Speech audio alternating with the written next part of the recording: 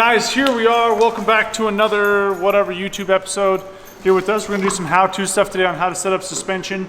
Guys, the hard thing about suspension is there's a million different variables, okay? Rider weight, track length, horsepower, snow conditions, you know, what type of riding do you like to do? There's a lot of different variables, so there's no one way I can tell you, like, you have to set your sled up this way. Unless you're riding a similar sled as me and we're the same weight and we have the same interest in what we want to do on the sled, then my stuff would probably work very well for you. But like I said, there's so many different variables. So we're just gonna give you some general consensus on what I look for, whether it's aftermarket suspension, stock suspension, or anything in between, and we can kind of go from there, okay? Guys, here we are, we're getting ready to put my Raptor shocks in my skid for my turbo. We're gonna go ahead and adjust the preload, the compression, and the rebound on these shocks before we put them in the skid, because it's a lot easier to do it when it's not in the skid. You always want to do it when there's no weight on the shock, especially the preload. That's how I always measure it, when there's no weight on it, and then I have a good idea where we're at. So we're going to set this about 8 inches. This is right now about 8 1/4, 8 3/16. So we're going to tighten it just a little bit. Threads are pretty coarse, so it doesn't take much. And then we'll see where we're at. A little more. Guys, front track shock is pretty important. That's pretty dang close. Let's go with that. This is really important for your ski pressure, you know, ski lift, all that kind of stuff, how the approach angle is in the snow. If this has a lot more tension on it, you're gonna have a steeper approach angle and the sled's gonna wheelie more, which is funner to ride, but it also doesn't go through the snow as good. So there's no right or wrong way to set up your snowmobile, just depending on how you want it to handle and what you want to do with it. If you want to climb a bunch of big nasty stuff, probably not near as much preload in the front track shock, okay? But if you want to do hopovers and wheelies and things like that, run a little bit more preload, crank it down, and you'll have less ski pressure, okay? Cool. So now we're going to set the compression. I always set it all the way soft, and then I do the clicks in. So my notes say 4. So it was at 6, so 1, 2, 3, 4. So now this one's set up. Front track doesn't have rebound, so this one's done. And then we'll have, well, not quite done. We'll have to tighten this little cap screw here, and that pinches it a little bit so then it won't back off. Cool.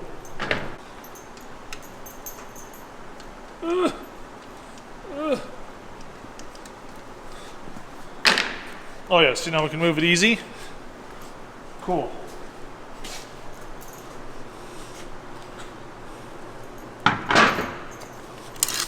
Try it again here. 10 3/4. Keep going.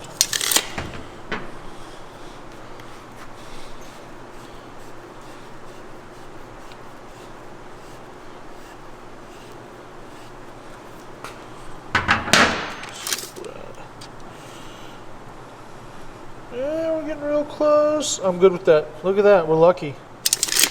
10 9 stinks. Cool. Preload set.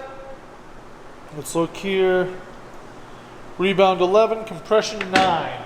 Let's go like this. Back it all the way off.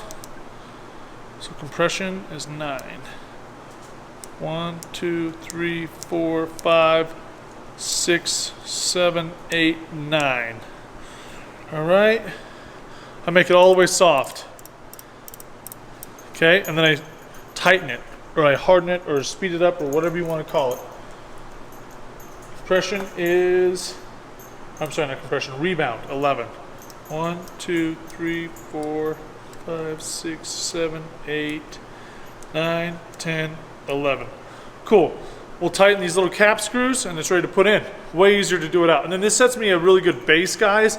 And then on the hill, I can you know, adjust it from there or whatever. But this gives me a really good base to start off this year where I ended last year, right? So I have my notes from last year. Good?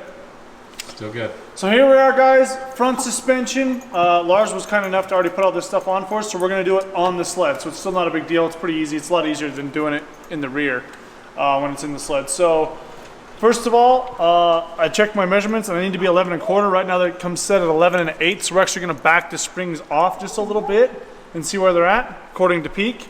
And then we'll check the compression and then the rebound. Guys, compression, I'm not a shock guru by any means. I know just enough to be dangerous and I know what I like. So compression is how fast it's gonna go through the stroke for the most part, right? It's how fast it's gonna, if that makes sense, okay? Rebound is how fast it's gonna come back. So like compression is the downstroke, rebound is when the shot comes back, right? So according to peak, that's what peak tells me anyways. So, and then the spring is actually what holds the sled up. So you don't ever really wanna, you know, adjust the spring a bunch without adjusting the... Once you have your shock set, you don't ever really wanna, you know, give it 5 more clicks of compression without adjusting the preload of the spring. You don't wanna give it like I said, you don't wanna change the spring a 1/4 inch and maybe not change the compression, or change the compression more than maybe 2 clicks without adjusting the spring a little bit. Okay, so if I give it more compression, I should probably give it a little bit more preload. That's the way I've always done it, and it's treated me really well, and that's going off of what Jake at Raptor tells me. So that's what I've been doing, and it seems to be working pretty well. And like I said, I have my notes from last year of what I liked, and so we're gonna put that back into these, and then, you know, we'll keep building from there. So it's never a bad idea, you know, to have your notes and things like that on stuff like this, because there's a ton of adjustment in these, and you can confuse the crap out of yourself. So we'll go from there. So we know we need to back that off. Let's start with, we'll do compression first. Compression 7. So I go all the way soft, and I go 1, 2, 3, 4, 5, 6, 7. Rebound is 8. Rebounds all the way out. 1, 2, 3, 4, 5, 6, 7, 8. Just like that. Cool. And I'm pretty sure this was 11 1/8. So like I said, I measured just from the end of the spring. Oh no, it needs to go down. I'm sorry. This is 11 3/4 right now. So we're gonna give it a 1/2 inch more ish of preload.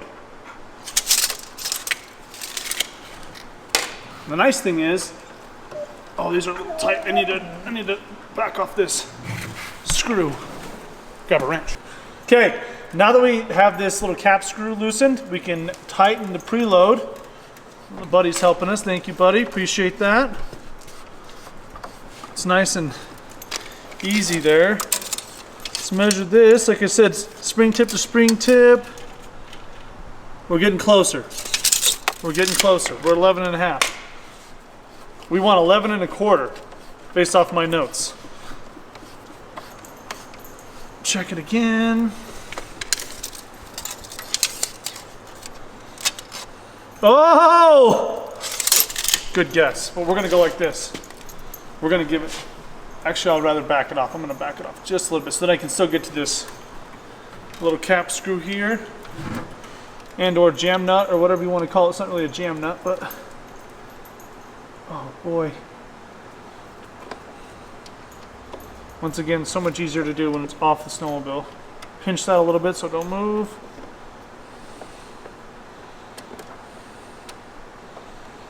There we go. Cool. So we did compression, rebound. We got the spring preload. Notice how there's no weight on it, right? You don't ever want weight on it. And then we'll just duplicate it on the other side and we'll go rip. You ready? Yeah. So guys, here we are. We got the Raptor VR1RC Kinetic Series shocks all installed. We have the compression set. We have the rebound all set. We have all the spring preload set. All the same numbers as I ran last year, so I feel very confident it's going to do very well.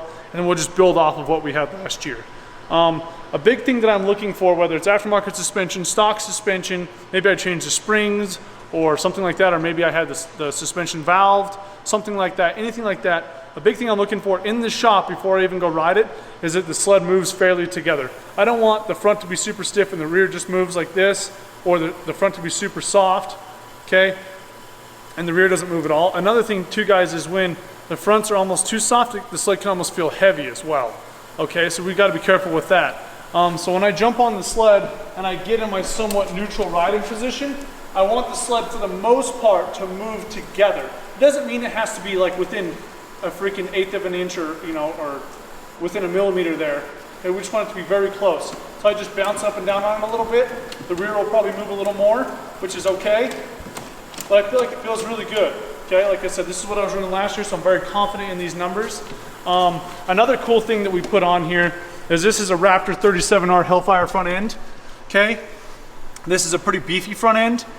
A big reason for that is I'm not overly concerned about bending stuff or breaking stuff. I mean, I don't want to break stuff, but at the same time, if I do, a cool thing about this setup is the upper A-arm or control arm, whatever you want to call it, is a two-piece design. So if I bend just this, I can buy just this piece, all right? And the lower is a three-piece design. You have the front piece, the rear piece, and then the sway bar piece is a separate piece. So that is really, really cool. But guys, a big thing with front ends, I mean, people are always buying them and stuff, and like, oh, they need to be stronger, they need to be stronger. They're engineered to bend at a certain point because we want this to bend before it rips a tab out of the bulkhead. This is way cheaper, way easier to find, and way easier to change than messing up a bulkhead, okay? A big thing with light front ends, this is something I feel very strongly about, is there's a lot of lightweight front ends out there, all right? But with lightweight front ends, the spindle moves a lot, okay? So this is my spindle, okay? When I come in, this is my ski, we'll do it like this. This is the front of my ski, this is my spindle. When you're going through a lot of bumps or you're coming into a jump or something, a lot of times when you put a lot of weight on it with a lightweight front end, the spindle will lay down, okay? And when you do that, the tie rod is hooked here, and when you do that, the tie rod is also moving, and it's starting to self-steer, and it doesn't handle near as well, all right? Same thing when you come into a landing or you stuff it into a bump really hard, okay? When you're like this, if you stuff into a bump, the spindle will go like this, okay? It'll stand up, and the tie rod's still hooked to that, and the tie rod will move as well. Okay, obviously tie rods move back and forth, but it still affects the way the sled handles. So that's a very, very big thing with this front end. We want all of that energy to go into the shock. I don't want it to move the spindle at all. I want it stiff. You think about some of the best suspension systems we can think about in the world, probably trophy trucks. Trophy trucks are not light. They're 9,000 pounds, right? They want all that energy going into the shock. This obviously isn't a trophy truck, but I'm after the same thing. I want all of the energy to go into the shock. So that's a very, very big thing for me. That's what I'm looking for. And just be careful when you're buying front ends, guys. It can dramatically change the way your sled is going to handle and stuff. I'm all about lightweight stuff. That's great. But at the same time, I'm all about handling. Handling first, and then we'll go for the lightweight stuff.